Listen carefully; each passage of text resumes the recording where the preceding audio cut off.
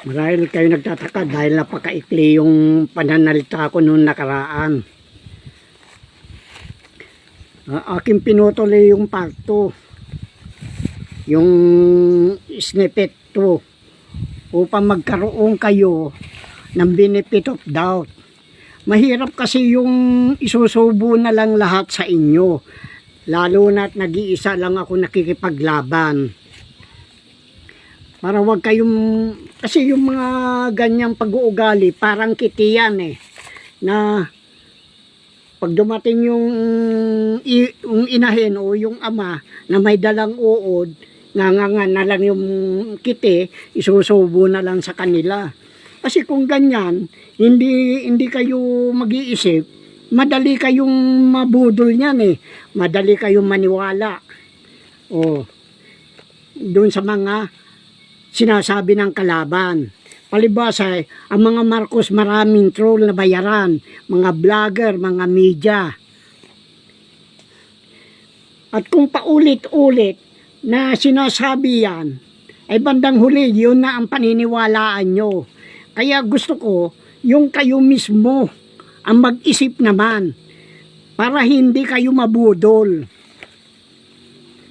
Ang pinanggagalingan ng pondo mula sa mga hulog ng third world countries, bagamat kontrolado ito, ay maaaring masabi natin sa China na pupuntang hulog na ito, sapagkat ito ay nakalagak sa Hong Kong Shanghai Bank.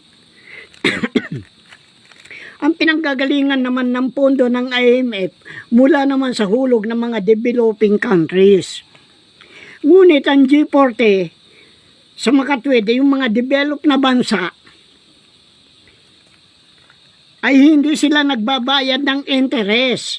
Kundi kung magkano lang yung sinanlaan nila kuno, zero interest nga yun lang ang paghahati-hati para bayaran. Kaya nakikinabang sila ng gusto. Mantaki mo, yung kung 2% sa kada taon, malaking bagay na rin yun kung malaki ang sinanglaan mo. Maliban doon sa G5, ang hulog nila nakabatay sa halaga ng treasury bond at hindi kasali sa pinahiram ni Marcos. Si Marcos naghahanap ng kakampiyan.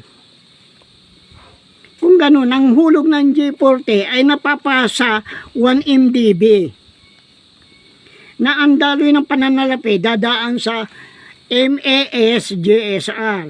Kung kaya ang MDB siya ang sovereign wealth ng Pilipinas at hindi ng Malaysia. Kaya masasabing network ni PBM ay ang network ni yung bangag, yung kuting, ay maaaring umabot ng kwadrilyon. Kaya nga, yung ninanakaw ni Najib at saka ni Jolo bilyon dolyar Kung tutusin, barya lang yan Ngunit ang dami account ay hindi niya pag-aari yan. Kaya ang dami dito ay yung pag-aari ng mga inheritance na nakasaad doon sa Herb Documenti Pilipinin.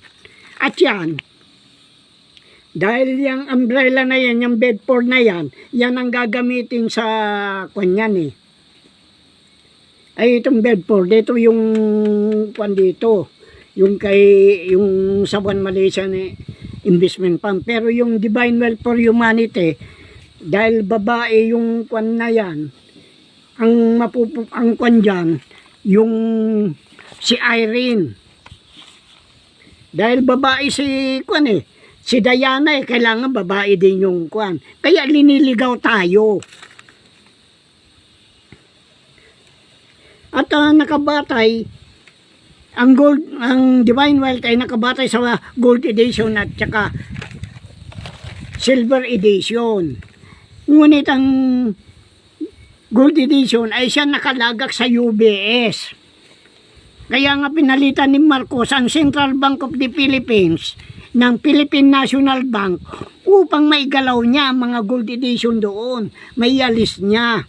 At yun ang diniposit niya sa UBS. Kaya walang ginto sa UBS. Ngunit Paano naman yung mga silver edition at bukod sa mga angkat na treasury bond?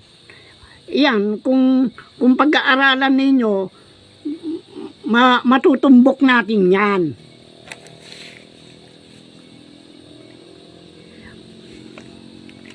Maliwanag na ang mga kayamanan na yan, yung sovereign wealth at saka divine wealth, ay siyang pag-aari ng master account holder.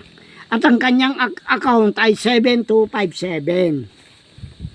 Ngayon, gumawa tayo sa Vietnam War. Sa laki ng pabor, ang ipinagkaloob ni Marcos sa Amerika ay naging sunod-sunuran ito. Kaya sumausaw ang Amerika sa Vietnam War. Kasi colony ng kanyan noon yung South, colony ng France yan. Yung North, talagang sa komunista yan. Sila ang nag-aaway noon dyan. At ang katwiran ni Lyndon Johnson noong taon 1964 ito, na siyang Pangulo noon ng Amerika. Ayaw niya lumaganap ang komunista sa Asia sapagkat ito'y makakaapekto sa kanilang sariling ekonomiya. Ang South Vietnam ay dating kaalyado ng France. Bakit hindi na lang tinulungan ng Amerika ang France sa pagkikipaglaban? Bakit umurong ang France? Yan ang isang katanungan kung bakit binigyan ni Marcos din ng yung halagang 12,000 toneladang ginto na treasury bond. Yung group of 5 na yan. At hindi napapansin ng sangkatauhan na ang gawain ng Amerika ay defensive lamang. Hindi siya sumusugod sa kabila ng demarcation line. Dapat tinapos na niya lahat yan. Pero defensive lang ang ginagawa niya eh. Parang lang eh. Pero ang yan, ang ginawa ng Amerika, yung para makita ng mga Vietnamese, yung mga Vietcong, yung kanilang produkto. Kasi namimigay din sila eh sa mga sa Vietnam eh. Yun ang pakay nila dyan, yung mga produkto nila para ipalaganap.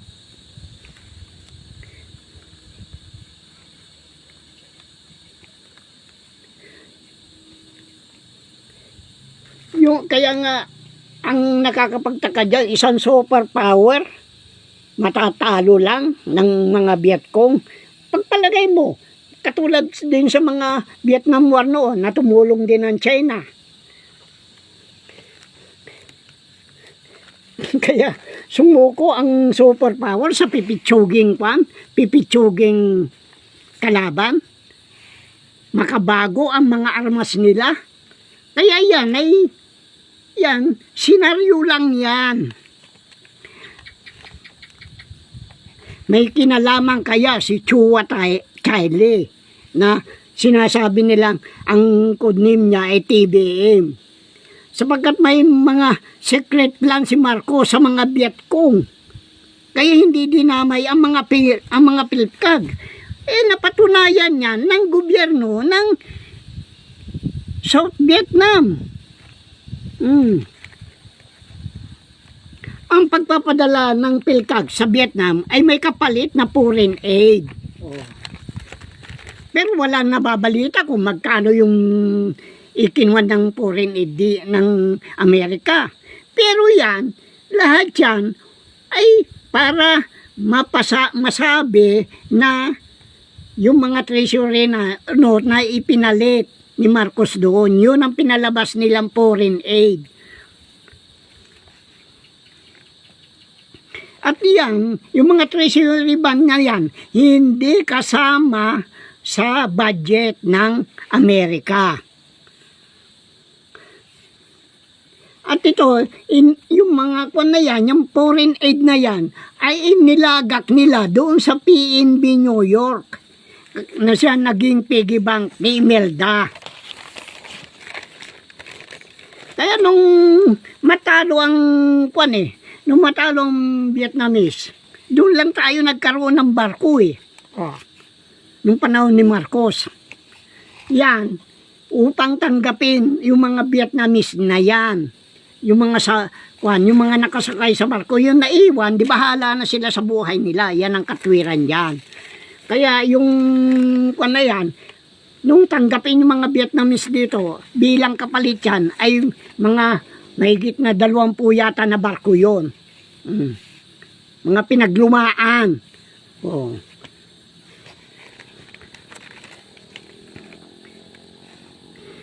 Nung panahon ni Marcos, maraming transaksyon na naganap gamit ang mga treasury bond. At ginagamit, ang madalas gamitin lang ng hindi yung Dear Mr. President, yung pamagat, yung niya, heading niya, hindi ganon, kundi sir lang ang ginagamit para maiiwas.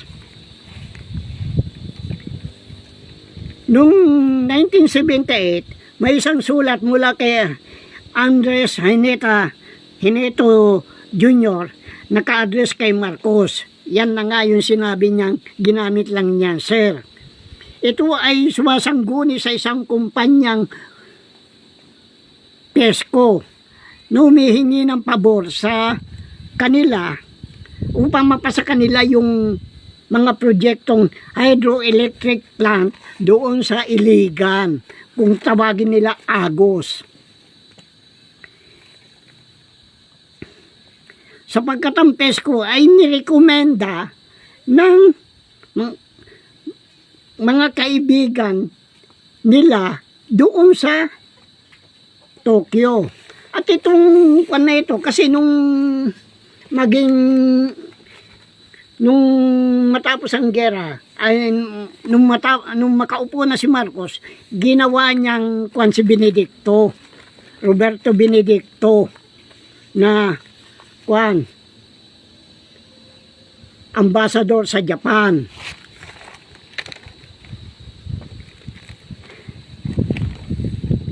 Kaya nung yan doon sa PESCO, tinanggap. Pero ang PESCO ay nagsuhol kay Marcos ng $5 million at idiniposito ito sa Aggenet account. At ang sulat ay tinugunan ni Jeronimo Velasco ng Philippine Energy Minister. Kung tutusin, ang halaga ng Iligan noon, yung hydro plant yan, ay 35.5 million. O gaano kalaki yung napunta kay Marcos na kickback? $5 million. Pero nakakapagtaka yan eh. Kaduda-duda yan. Ngunit ang pagbabayad ay hindi na ito, kasi yan uutang sa World Bank. Ngayon, pag inapprove ng World Bank yan, at saka magre-release ng pera. Ngunit ang pagbabayad na ito ay hindi na mapupunta sa World Bank, kundi papupunta na sa bulsa nila. Kasi ikaw ang may-ari ng treasury bond eh. O, ikaw din ang may-ari ng World Bank. Madalas nilang sinasabi yan. Kay Karen Hughes, hindi ba ganyan ang sinasabi? Pagkatapos, kaya sila ang yumayaman, ang Pilipino naghihirap.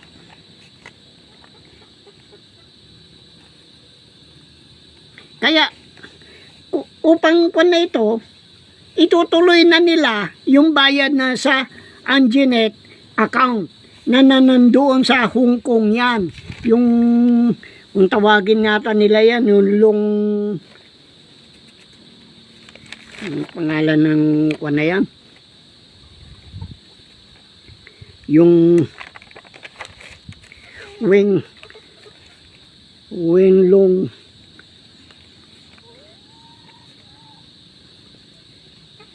kalimutan ko na yung bangko na yan eh. yung Wenlong sa Hong Kong eh.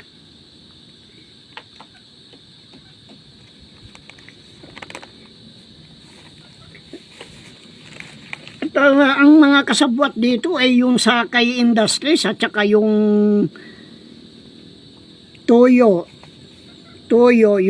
Yoshio Kotake. Kaya napaka-kwan yan eh. Yung kwan na yan, doon naiipon yung mga account na yon. Kaya maaaring masabi na mga dami account yon ng mga Marcos. I-rewind natin yung pangyayari noong 1965. No, naging Pangulo si Marcos at iniluklok niya ito nga si Roberto Benedicto na kanyang kabrad sa fraternity na maging ambassador sa Japan. At dahil siya naging ambassador, nagkaroon siya ng maraming koneksyon, maging kay Marcos. Dito nakuha niya ang 550 million war damage na ikinuha naman ni Hineto Jr. Idiniposito niya. Yun ang siyang ginamit para sa kanyang sariling kapakanan. Ginamit naman ni Benedicto ang kanyang influensya upang magsiayos ng mga joint venture operation sa pagitan nila at sa pagitan ng Japan at Pilipinas. Ito nga kay Marcos. Bago bumisita yung emperor ng Japan dito, ay rinatify nila, isinusog nila yung Treaty of Amity ng Commerce Navigation. Ito nga yung Prime Minister ni si Tanaka. At nagbigay pugay sa Japan na most favored nation. Ngunit ang pakay ay upang hanapin ang ilang treasury bond na ilinagak nila dito sa Pilipinas. Kasi nung yung mga naunang treasury bond, dinala nila dito. Kaya ito noon, ang tawag nila dito sa Pilipinas noon, Little Tokyo, lalo na dito sa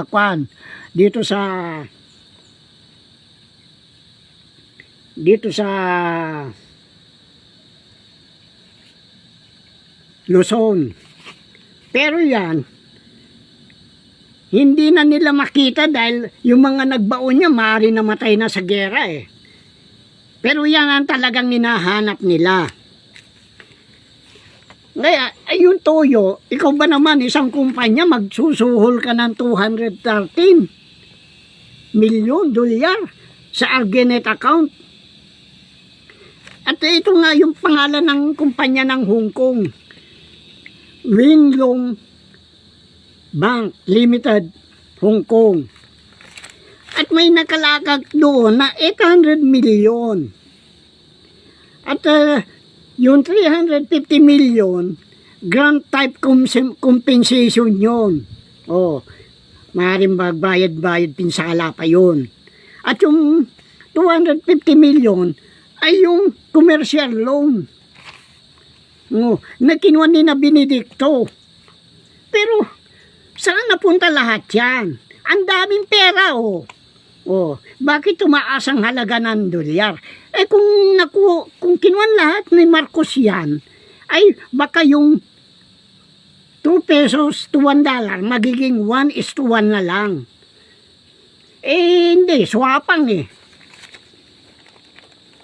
Ngayon, gumawi naman tayo sa pagpapatayo ng Bataan Nuclear Plant.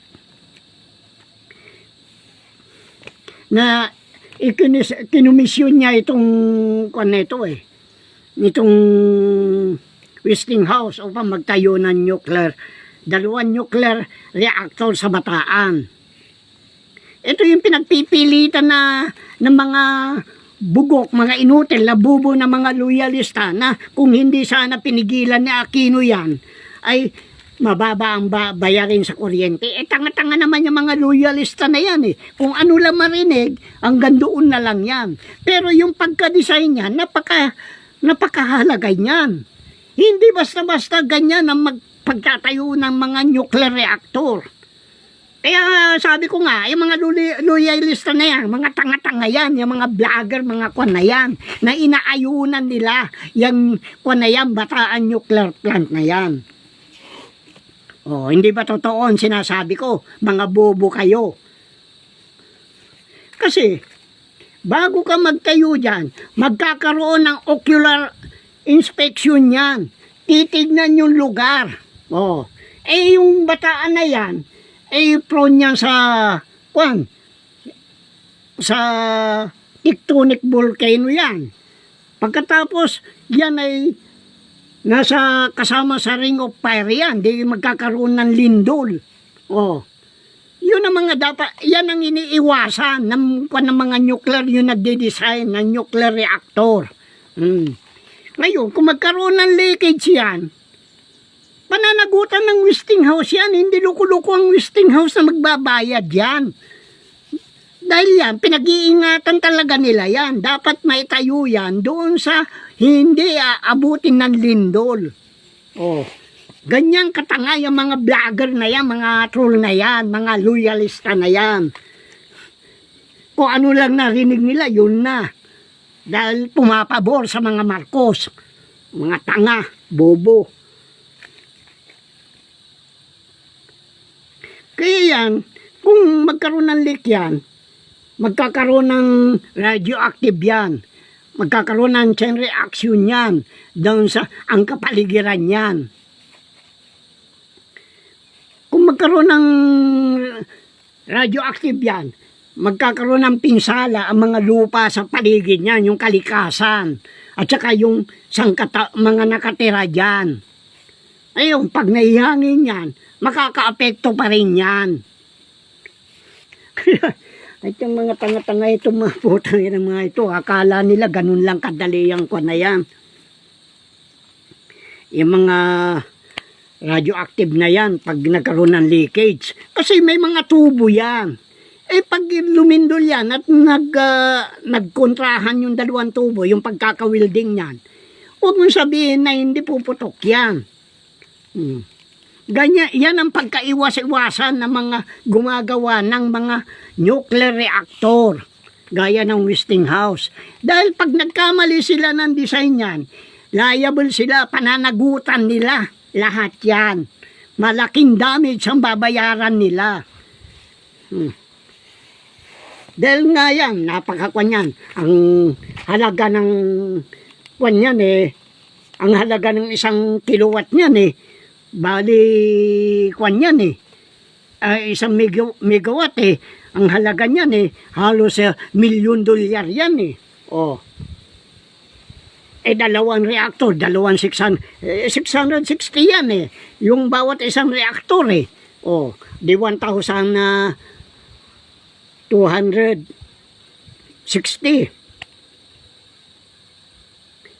ay 1,320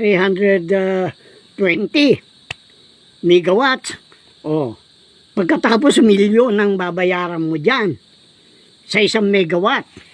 Mahigit yan. Ewan ko ngayon, baka 2 milyon na. Kaya hindi totoo na itayo yung kung sa Bataan. Istruktura lang yung tayo. Kung wari lang ko yan, palabas lang yun Oh. Magkano yung binayad mo sa pagdidesign yan? Oh. Kasi yun na nga sabi ko. Yung kaibigan ko na nagtatrabaho sa Meralco, mataas ang katungkulan niya doon Yun ang sinabi niya sa akin. Nagtataka daw siya. Bakit yung mga tubo, mga gamit na? Oh. Di doon pala nagkakaroon na ng radioactive Dahil ginamit yan yung pinanggalingan yan, hindi kasi alam nila yung pinanggalingan niya. Ang pinanggalingan niyan ay doon sa nadisgrasyang kwan ng nuclear power plant sa Idaho. Isang state yan sa Amerika. Bukod pa doon sa Long Island, nagkaroon din ng leakage niyan. Kaya nga nakahiwalay doon sa yung 3 Mile Island nga doon sa Berinya yata yun eh. Oh. Kaya yan ang sinasabi ko na huwag kayong basta-basta maniniwala sa mga sinasabi ng troll. Kaya nga nagbibigay ako ng benefit of doubt eh. Para mag-isipan naman ninyo. Eh kung sinabing ganon, naniwala ka na. Ah, ganun ba? Ganun ba? Hindi ganun kadali yan. Kaya, yan, kumita na yan eh. Pagkatapos sasabihin utang, di siyempre maglalabas na ng perang World Bank. Tatayo na dyan. Pero, nasaan yung pera? Oh, eh hindi naman natuloy. Oh, magkano binayad? May nag-inspeksyon ba? Wala. Basta nakita nila yung isang lugar doon sa Limay Bataan. Oh, kinuha nila, nagtayo na ng struktura. Na dumating ang mga tubo, nagamit na. Pagkatapos, kuwan na. Abay, ginawan junk shop na yung kuwan na yun. Kaya yan, huwag ninyong pagpapaniwalaan yung mga salita ng mga vlogger, mga kuwang, mga troll dyan, mga media dyan. Dahil yan, kontrolado lahat ni Marcos yan. Dahil yung sinasabi ko, natapalan lahat yan ng mga pera. Oh, hindi na sila nahiya niyan. Kababayan nila, linuloko nila. Nakikutsaba sa mga Marcos. Palibasa, pag nakalaban mo si Marcos, eh talagang titirahin ka niyan. Tignan mo si Persilapid. Oh, bakit walang kibo si Kwan? Bakit walang kibo ito si Kwan? Si Remulla. Oh, andyan si Bantak, hindi nila mahuli. Si Tevez, hindi nila kayang hulihin. Oh, pagkatapos si Bongbong ngayon, sasabihin niya, hindi siya makikisa sa ICC. Kasi, alam niya, pag hinuli si Duterte, uhulihin na rin siya. Yan ang sinasabi ko, na hindi pa ninyo alam. Dahil ako, may sulat ako sa ICC, hindi pwedeng, hindi nila ako pakinggan. Yan ang sinasabi ko sa inyo, hindi pwedeng, hindi nila ako pakinggan.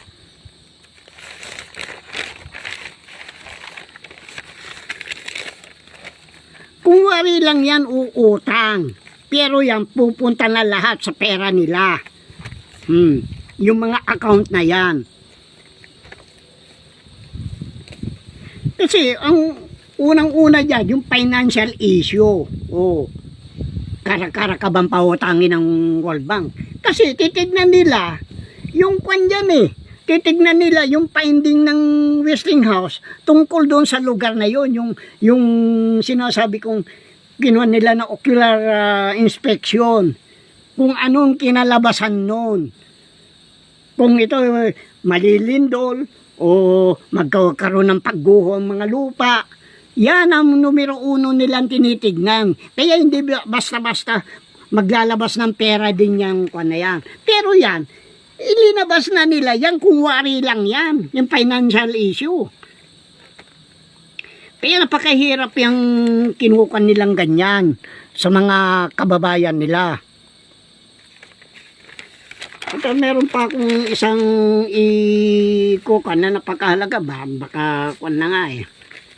Kung kwan na ito, baka bubuksan ko na. Kailangan na talaga buksan. Pag-aaralan ko na.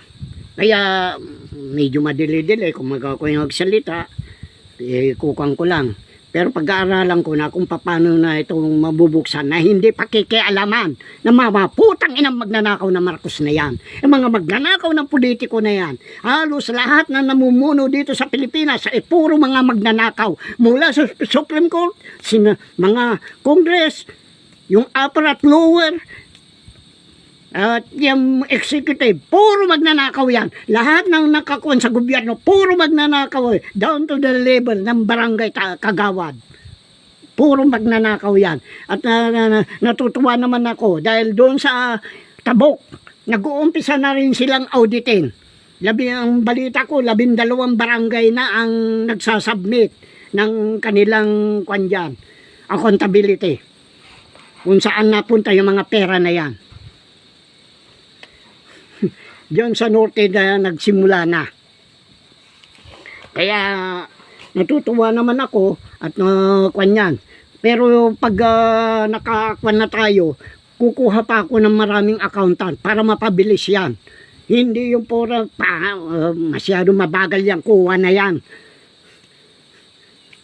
Kailangan mapabilis at mabilanggo, ang dapat mabilanggo. Teka muna.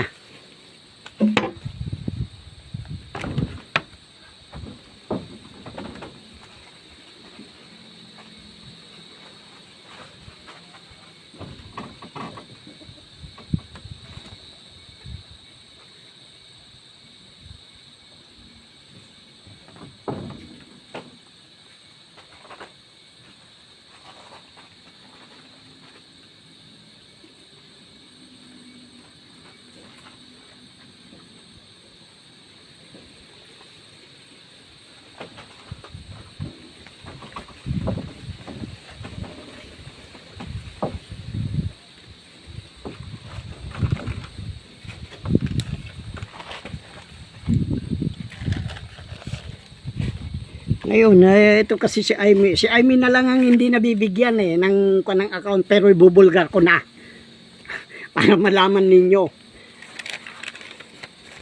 Kasi yung account ni Kwan ay naka-Kwan yan doon sa Kwan doon sa Sentra account.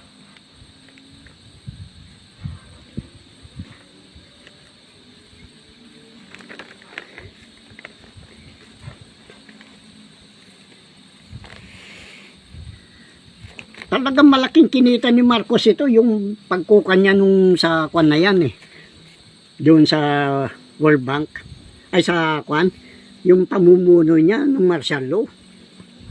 Talagang malaki. Yung sa network bank account niya, mga dami corporation, real estate at stock. Kasi doon sa Kwan, doon sa yung pinakamagandang lupa sa Spain, merong kwan dyan si Marcos hindi nakita ito ng PCGG mari yung PCGG na rin yan, nakikutsabahan na rin bakit wala mga balita pagkatapos binaliwala na nila yan, kinuha iklunos na nila noong 2023 kasi yan yung pinakamagandang lupa sa Spain, yung kung tawagin yan na lugar na yan ay yung Andalusia Kung ititingin mo paligid, paikot ang mata mo, kung saan abutin yung tanaw ng mata mo, yun ang pag-aari nila sa Spain, yung mga Marcos na yan. At meron pang mga ibang kwampa dyan, na hindi na yung mga kwan dyan na mga bagay, mga kwan nila nung umalis sila dito. Marami nalaman ng kwan ng Amerika na ilinista lahat nila Yung mga katulad ng mga account, kung ano-anong bank record yan, na talagang dumadaloy sa kanilang kwan yan sa kanilang mga account dami account Pero yung mga karamihan niya na mga front nila ang kumukuhan dyan si Herminio Decini. Yung mga komisyon. Yung katulad ng pagtatayo ng nuclear yan. Paano magkukomisyon ka? Hindi naman natuloy. Paano yan ngayon? Di ba bayaran mo, ibabalik mo yung Hindi na. Walang komisyon yan. Yung ang sinabi ko yung sa World Bank, na pag-uutang ka, alamin mo na yan. Pero yan kasi, yung mga nakalakak dyan, ay mga dami account yan na nakapangalan kay Kwanyan, kay General Sensio T. Santa Romana. Kaya yan ang nagagamit nila. Yan din ang yung kalyente na yan. Kaya ligid ng buong mundo yan. Nagyayabang yan kaya ito naman si Utabe, galit na galit. Bakit daw tuloy pa backjob daw? Di, backjob talaga. may mga, hindi naman lahat maalaala ko eh. Oh. Siyempre, may mga bagay na dapat mo rin ko, i-research mo din maigi. Kailangan maging makatotohanan.